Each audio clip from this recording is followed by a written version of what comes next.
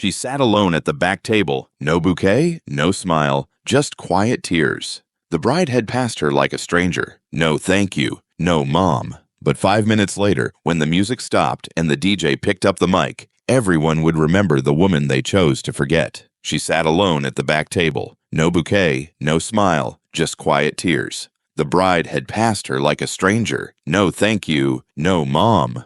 But 5 minutes later, when the music stopped and the DJ picked up the mic, everyone would remember the woman they chose to forget. 12 years ago, a rainstorm had flooded the street near their old apartment. Chloe, 11 then, had refused to go to school because her favorite shoes were soaked. Lydia remembered kneeling with a hairdryer for an hour just to warm them up so Chloe wouldn't miss her spelling bee. That same night, Chloe had whispered, "You're better than my real mom," and hugged her like the world would end without her. And now she was just helping. By mid-morning, the venue was buzzing. Chloe's father, Michael, finally appeared, already looking exhausted in his tuxedo. "Lydia," he said, briefly stopping beside her. "Thanks for taking care of the early stuff. I know she's being distant today.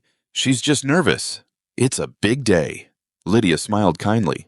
"Of course, Michael. It's her day. I just want it to be beautiful for her." He nodded, kissed her on the cheek half-heartedly, and rushed off toward the photographer. Even he couldn't look her in the eyes for long. The final gut punch came when the family seating chart went up. Lydia scanned it quickly. Bride's family side was father of the bride, Michael, maid of honor, Jenna, cousin, grandmother, Susan, and reserved family. But her name wasn't there, not even in the reserved section. She was told earlier she'd be sitting at table 9, with some of the father's co-workers and an old neighbor, a full row behind the florist. Lydia blinked hard and steadied herself. There was still the speech, the music, the first dance. Maybe something in the evening would offer a moment, a thank you, a nod, recognition. She opened her purse and quietly pulled out a folded card, handwritten, addressed, "To Chloe, on your wedding day." She hadn't decided whether she'd give it to her yet. It said things she might never say aloud, about love, about sacrifice, about how proud she was, even now. She slipped the card back in and stood upright. No one had seen her tears yet, and they wouldn't. Not here, not today, not yet. The golden glow of sunset bathed the outdoor reception as string lights flickered to life overhead. Wine glasses clinked, laughter rose in waves, and a soft jazz tune drifted across the vineyard. Guests were relaxed, full from the filet mignon, and already checking their watches for when the dancing would begin. Lydia sat quietly at table 9. From her spot at the back, she could just barely see the head table. Chloe, radiant in her wedding gown, sat nestled between her father and the groom, laughing, sipping champagne, glowing like every bride should. Lydia lifted her water glass, smiled faintly, and tried not to think about how cold it had gotten in the shade. Someone leaned over. A kindly woman in a lavender dress, one of Michael's co-workers, offered her a soft smile. "You must be a family friend." Lydia hesitated for half a second, then nodded. Something like that. She'd answered that question 3 times already today, and each time it got a little easier to lie. Suddenly the MC tapped the mic. "Ladies and gentlemen, may I have your attention? It's time for the toasts." A cheer went up from the crowd. First came the maid of honor, Jenna, who told a funny story about Chloe sneaking into nightclubs with a fake ID. Then came the groom's best friend, with a slightly inappropriate joke that drew more laughs than it should have. And then, it was Chloe's turn. She stood slowly, brushing her gown down and lifting her champagne flute. She didn't need a mic. The crowd fell silent the moment she rose. Lydia instinctively sat up straighter. Maybe, just maybe, this was it. "First of all," Chloe began, her voice steady and confident, "thank you all so much for being here. It means the world to us to be surrounded by the people who've shaped our lives." Murmurs of agreement, smiles all around. Chloe turned to her father. "Dad, you've always been my rock. Even when we didn't have much, you made sure I never felt it. Thank you for walking me down the aisle and always having my back." Michael smiled proudly, his eyes misting. Chloe then gestured to her bridesmaids. "To my girls, you're my sisters. Even when I doubted myself, you hyped me up like queens. I love you." They raised their glasses with grins and cheers. Then her gaze scanned the crowd. "And to the rest of you, old friends, new family, everyone who supported us, thank you." Her eyes swept past Lydia's table, barely grazing her. And lastly, Chloe said, a tight smile forming on her lips, to the people who thought they could play roles they weren't meant for. A few heads turned. The tone shifted. Thanks, but no thanks. A couple guests chuckled nervously. Someone gasped softly. Lydia didn't move. She didn't blink. Didn't cry. She just stared at her water glass, one hand slowly folding the napkin in her lap into smaller and smaller squares. The silence lingered just a beat too long. Then Chloe raised her glass and said, "To love, to loyalty, and to knowing where you belong." Glasses clinked. Applause followed, but it was uneven, hesitant. Lydia swallowed hard. Her heart didn't break in a dramatic crash. It cracked in a quiet, excruciating splinter. She rose slowly from her seat, the napkin still clenched in her hand. "Excuse me," she whispered to no one in particular. As she moved through the rows of guests, no one stopped her. No one called her name. Her heels clicked softly against the stone path as she made her way toward the side garden. A few steps behind her, a little girl tugged her mother's sleeve. "Mommy," the girl whispered. "Why is that lady crying?" Lydia reached the edge of the garden, behind the tent, out of sight. She finally let herself breathe, but even then she didn't sob. She just stood there, eyes closed, shoulders trembling. The letter she wrote Chloe still sat in her purse, unread, now probably forever. Behind her, the crowd roared again with laughter as the DJ announced the cake cutting. Lydia didn't go back to her seat. She sat instead on a low stone bench in the garden, where the sound of the reception was faint and filtered by trees. She pulled the folded card from her purse, ran her thumb across the ink that read, "To Chloe, on your wedding day." She thought of all the nights spent sewing Halloween costumes by hand, the times she stayed up baking for Chloe's bake sales when other moms forgot, the nights she was called Mommy through tears after nightmares. And now, thanks, but no thanks. Lydia looked up at the sky. It was turning soft pink. Dusk was coming. But she didn't realize that just a few feet away, someone had seen everything. He'd heard the toast, heard the jab, saw the tears. And while most people returned to their dessert and champagne, one man didn't. Up at the DJ booth, Marcus adjusted his headphones, then slowly reached for the volume knob. He had something to say, and he was about to say it loud. The energy of the reception was back in full swing. Guests milled about, balancing plates of cake and flutes of champagne. Chloe stood in front of the cake with her groom, smiling for the photographer. She looked beautiful, triumphant, even smug. But 30 feet away, the DJ wasn't smiling. Marcus had been hired 2 weeks earlier. Chloe had found him on Instagram. She'd demanded a curated playlist and even sent over a list of songs he wasn't allowed to play. She wanted perfection, and Marcus had delivered. But that toast? That toast had left a bad taste in his mouth. He wasn't a close friend of Lydia's. In fact, he hadn't even known who she was when she helped him unload his speakers that morning. But she'd been the only one who asked him if he'd eaten. She'd handed him a granola bar and a bottle of water before anyone else had even noticed he was there. And during Chloe's speech, he had seen her, seen the hurt in Lydia's eyes, the restraint, the grace. Marcus had done hundreds of weddings, and he knew when something was off. He watched Lydia disappear into the garden, her silhouette small and quiet against the fading light. And in that moment, Marcus made a decision. He slowly faded out the background music, mid-song. The guests, expecting the next upbeat track, waited in awkward silence as the music stopped. Chloe turned, confused. "What happened to the playlist?" Marcus clicked the mic on and cleared his throat. "Ladies and gentlemen," he said, his voice calm but commanding.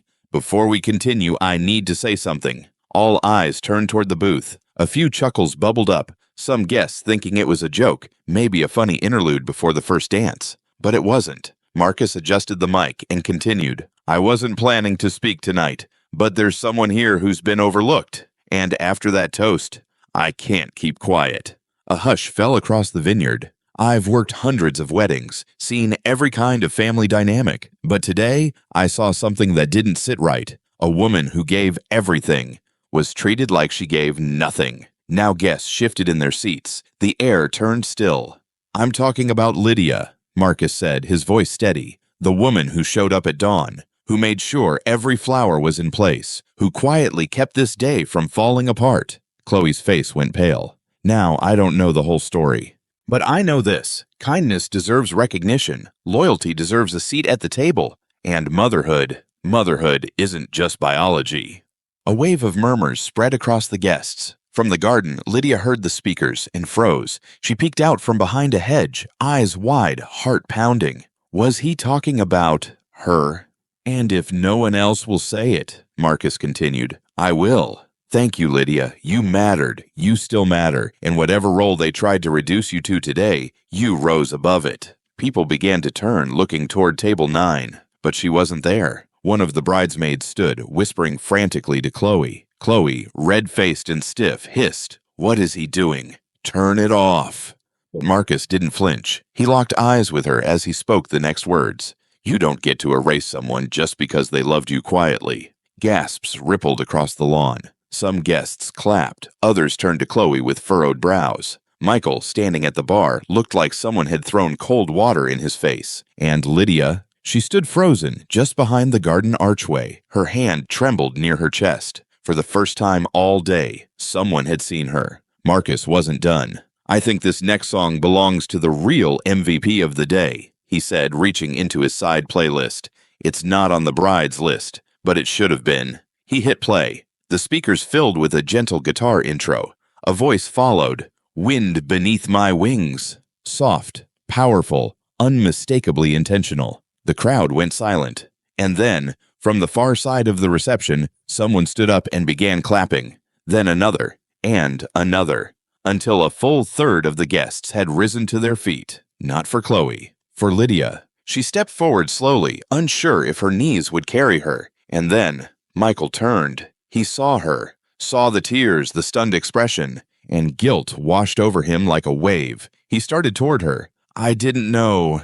I didn't think, he began. Lydia shook her head, not with anger, but with grace. The same grace she'd shown all day. This isn't about you anymore, Michael. She walked toward Marcus instead. As she approached the DJ booth, he stepped out and opened his arms. Lydia, still trembling, allowed herself a small smile and hugged him. You didn't have to do that, she whispered. Someone had to, he replied. You earned more than silence. The song played on. And for the first time that day, Lydia stood in the center, not out of duty, not out of obligation, but because someone had finally acknowledged her place. It wasn't a wedding speech, but it was louder than anything Chloe had said all day. The soft chords of Wind Beneath My Wings faded out, but their echo lingered like the warmth of a long, overdue embrace. Lydia stood in the garden clearing, surrounded by nothing but a hush. The guests had quieted, even the birds above seemed to pause, and for the first time all day, she felt seen. But she didn't want a standing ovation. She didn't want pity. She didn't even want revenge. She just wanted to matter. The DJ booth remained still, Marcus looking out over the crowd with calm defiance. His words still hung in the air.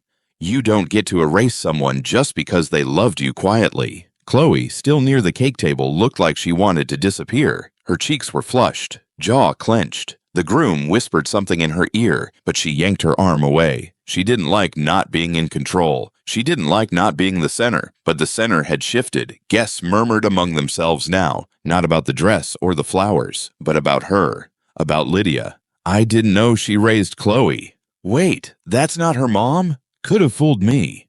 She was the one who fixed the veil earlier. Lydia didn't hear it all, but she felt the shift. For hours, she had been invisible. Now people were connecting the dots, and once you see the truth, you can't unsee it. Suddenly, a soft hand tapped Lydia's shoulder. She turned. It was Ella, the groom's little cousin, barely 10. She looked up with wide eyes and a crumpled napkin in hand. I drew this for you, the girl whispered shyly. Lydia looked down. The napkin held a child's drawing, a woman with a bun and a big heart, standing next to a small girl in a white dress. Is that me? Lydia asked, surprised. The girl nodded. You looked like a real mom. Lydia's heart squeezed. She crouched to eye level and smiled. Thank you, sweetheart. That means more than you know. As the little girl skipped off, Marcus leaned into the mic again. Hey, folks, he said, more gently now. I've got a request. This next song is for someone who deserves to dance tonight, even if it's just once. A few heads turned. The music started. You Are So Beautiful by Joe Cocker. Gasps rippled across the crowd. A bold choice. Emotional. Tender. All eyes were on Lydia. But then, from the side, someone stepped forward. Michael. His expression was tight, an odd mix of shame and something else. Maybe realization, maybe regret. He walked up to Lydia and held out a hand. "I was a coward," he said. "I let Chloe push you out. I shouldn't have. You were her mother in every way that mattered, and you still are." Lydia stared at his hand. "I don't need a dance," she said softly. "I do," he replied. A beat passed. Then, slowly, she took his hand. They stepped onto the makeshift dance floor. The crowd parted like a tide, giving them space. The music swelled. It wasn't romantic. It wasn't theatrical. It was reverent. Michael held her at arm's length, respectful, his voice low.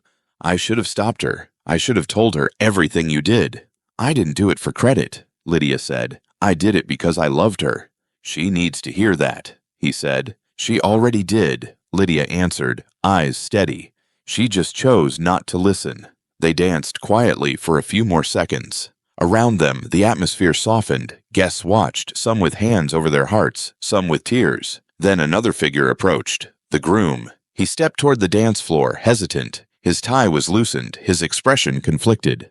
"Lydia," he asked, voice respectful, Would you dance with me next?" Lydia raised an eyebrow. He scratched his neck. "I don't know all the history, but I know what I saw today, and I want to start our marriage by honoring the people who deserved better." Lydia nodded slowly. "One dance." He smiled. Michael stepped back, giving the younger man room. The groom held out his hands, not to lead her, but to let her lead if she wanted. The gesture didn't go unnoticed. They danced slowly, a symbolic rhythm, not of a past relationship, but of a new understanding. From the side, Chloe watched it all unfold, and for the first time in her adult life, she didn't feel like the main character. It burned, but somewhere, deep in her chest. It also stirred something she wasn't ready to name: guilt. Marcus watched it all from the booth and smiled to himself. He had taken a risk, spoke when it wasn't his place. But sometimes the best thing you can do with a mic is hand it to the truth. As the song drew to a close, guests began clapping, not wildly, not performatively, but sincerely. Lydia offered a small, graceful bow. Then she stepped away from the dance floor, her dignity fully intact. She didn't need a title, didn't need permission. She had something far more powerful. She had earned the room,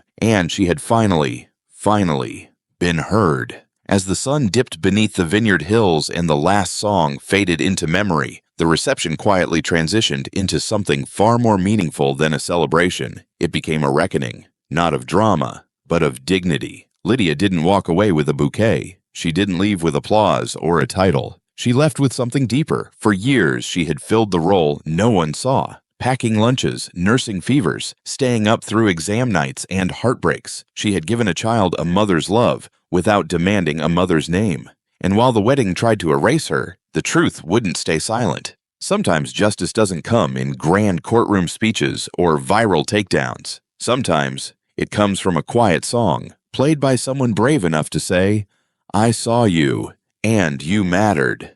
And that's what sticks. We live in a world that often claps for what's loud, flashy, and pretty. But the real heroes? The ones who give their hearts quietly and ask for nothing. They deserve more than silence. They deserve to be seen. So if you're listening to this right now, and you've ever played the background in someone else's story, ever loved without credit, know this: you are not invisible. Your kindness leaves a mark, and sometimes that mark becomes a spotlight. If this story moved you, don't forget to like, comment, and share it with someone who needs to hear it today. And if you believe unsung heroes deserve a voice, subscribe to Soulful Storytime, where every story honors the quiet strength behind the noise. Until next time, stay kind, stay human.